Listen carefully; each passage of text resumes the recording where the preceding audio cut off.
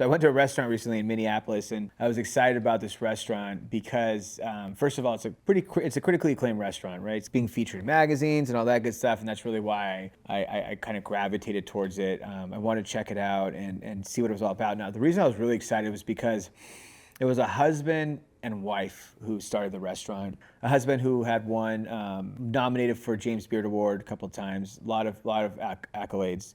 So the food was going to be, good, at least interesting. What I was really excited about was the wife was a hospitality expert, liaison.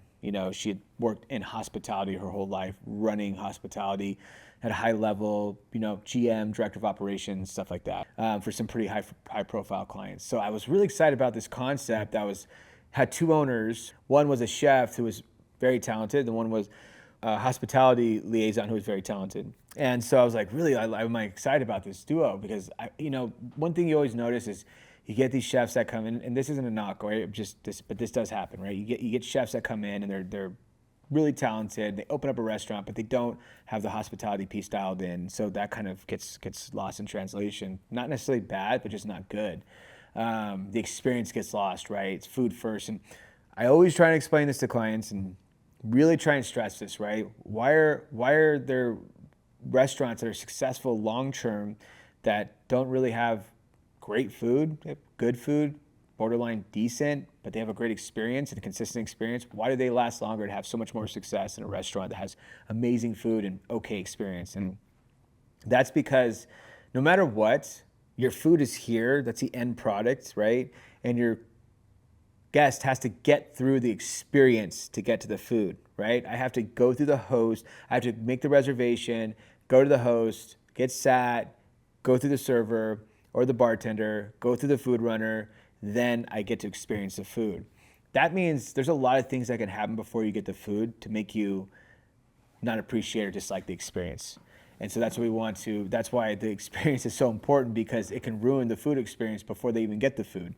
You can have the best food in the world, doesn't matter. If you feel like you're not having a good experience, you're not valued, or you're just a number, you're gonna stop going to that place eventually, right? Maybe go a couple more times, the food's so good, but you'll stop. So my point of saying that is I was really excited about this fact that there's a talented chef and then a talented hospitality person, that was basically their business partner and his wife, opening this location. So I was like, man, this is like a 1-2 punch. This is something that I feel like could take over the world, right? Really good food, really good hospitality, and it's already getting notoriety on the food, right? So I went there, and I was unfortunately, I was disappointed, and only at a high level, because I was really expecting something special. And so I walked in, and the first thing that happens, very small place. They have a patio on the outside, small dining room on the inside. The door opens up, I open the door, and right away it's like a very small space. There's people basically that have to come outside to like drop off food.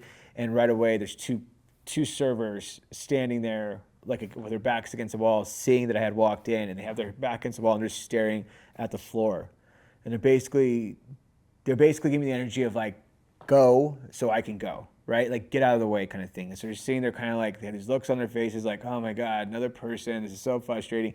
And that's the first experience I get when I walk in the door. Not, hey, welcome, how's it going, right? I mean, you would think like, hey, I'm gonna train my staff. Listen, you're gonna have to go out this door where guests are walking in all day long. So why don't we have you make sure that you're absolutely accommodating. And no matter what, when a guest walks in, we wanna make them feel welcome, right? So when you run into a guest, always greet them with enthusiasm, excitement, all that good stuff. But instead I was greeted with like, get out of my way. And on top of that, it was very confusing, the setup. I didn't really know where the host stand was, because I thought it was outside, but then it was inside. Where's on the inside? Because the restaurant's so small, everything's kind of like, the host stand's kind of hidden. So I go in, and the host stand is I kind of find it. I'm like guessing it's here, and then the server comes up. And the host stand was good, it was fine. Server comes up, very accommodating, tries to get us sat, and then the manager comes up. He makes sure to get us sat right away. He's very nice about it. But then we get sat down, and it's like right away. It takes us 10 minutes to get greeted. Okay, not the end of the world, but kind of a bummer.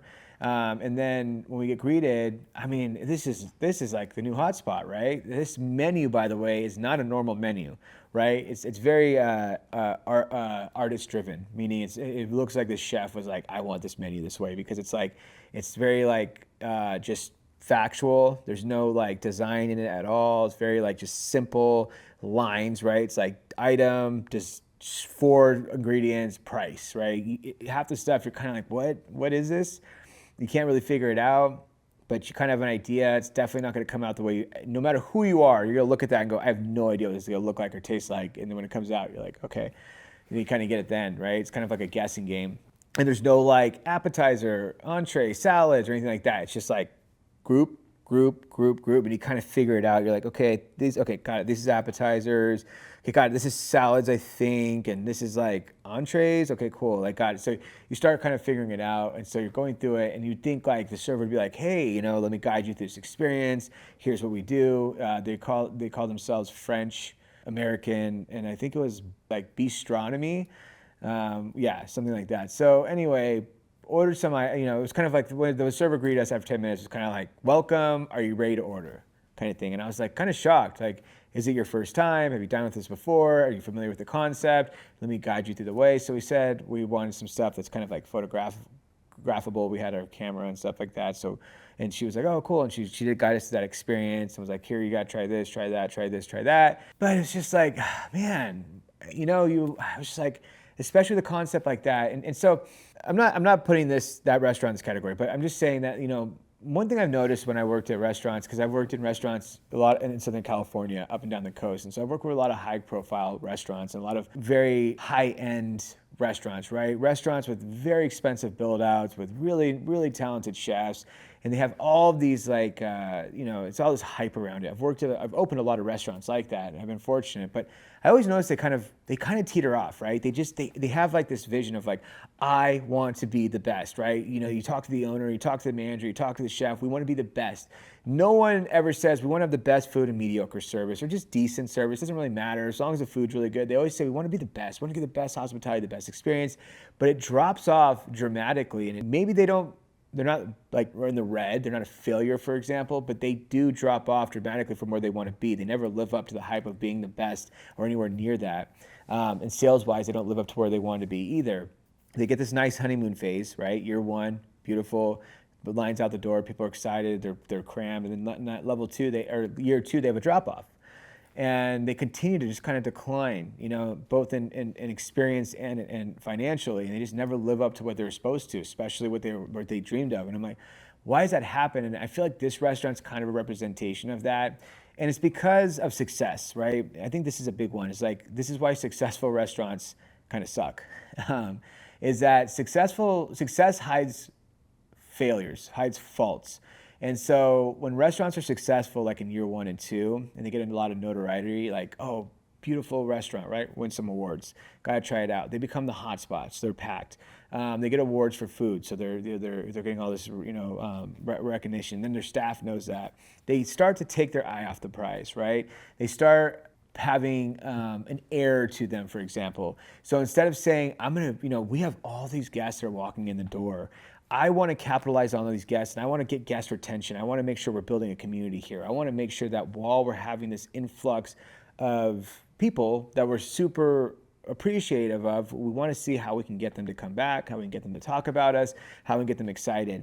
And we want to build loyalty, right? But they don't take that approach. It almost becomes an approach of like, boy, they're lucky that we're here, right? They're lucky to try this dish. They're lucky to have this. We're packed all the time. We're gonna let someone sit down after we close, or sit down even after we're full on reservations because we had a table open up. Oh boy, aren't they lucky?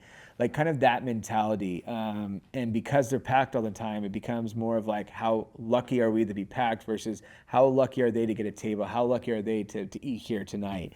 And that's where the misalignment happens big time. And I've seen it happen in real time so many times. That's why I say good restaurants suck, because when they're new and they do have that air, and then they don't build any loyalty. So here's a problem with that.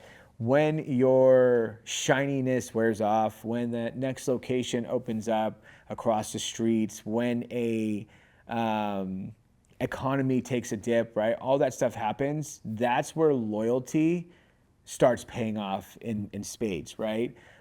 So when you start having that shininess wear off, and all of a sudden you're not being written about in magazines or being noticed in that way, Well, now you have loyalty, so you have guest loyalty because they love your experience. So it doesn't matter if you have that notoriety. That's not what's going to drive business. It's loyalty, word of mouth marketing through loyalty is what's really going to drive that. When another restaurant opens up across the street and now they're the new shiny object, or two restaurants open up and they're the shiny new objects, well, that's okay, because you will get that push where everyone wants to kind of check it out. But once they realize that they're not willing to do the work to build loyalty, they're going to come back to where the people they're loyal to.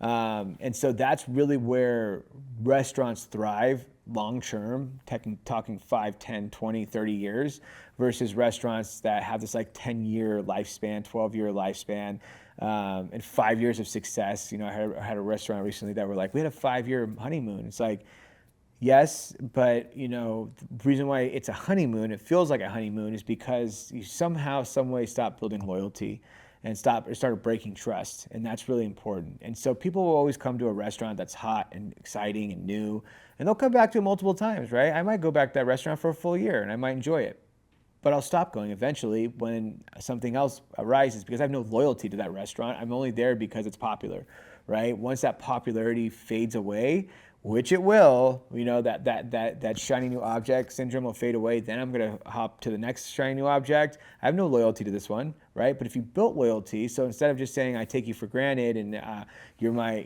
we're popular, so we don't need to make you feel valued. Instead of that, it's like, oh no, this is my place, right? Yeah, they're freaking popular, but they're also, they remember my name, and they're super nice, and every time I go in there, they take care of me. And then it's not even about remembering me, but every time I go in there, it's consistent. They just give me this amazing experience, and it's awesome, and it's consistent. I feel like valued. When I walk in, there's two servers holding food. They welcome me, with passion and warmth, instead of just like, get out, come on, let's go, right? Kind of like that mentality, that energy, right? Because that's not a good energy to have. And so, it's just really important. I'm not knocking this restaurant at all or saying that this restaurant's going to do bad or anything like that. I have a very small sample size. I'm not even naming the restaurant, for that reason. But what I'm saying is that if you're a new restaurant, right, focus on loyalty, focus on guest experience, focus on, even when you have a busy nights and you have a full dining room, that you're doing everything you can to make sure the guests having the best experience possible. If you have a busy night and your restaurant's full, your goal should be in your head thinking, and your guests, your staff should all be thinking this too, and your staff should all be trained on this, and your staff should all be obsessed with this. How do we get those people to come back, right? I have a full restaurant tonight. It's packed wall to wall. We're understaffed, doesn't matter. How do I get those guests to come back? Every night, how do we get those guests to come back? How do we build loyalty? How do we build that community and that reputation that Ding Tai Fung has, for example, where it's like, we're going to get the best experience possible no matter what, no matter how busy it is. We're going to show that staff that we take care of, or we'll show the guests that we really, truly care about it.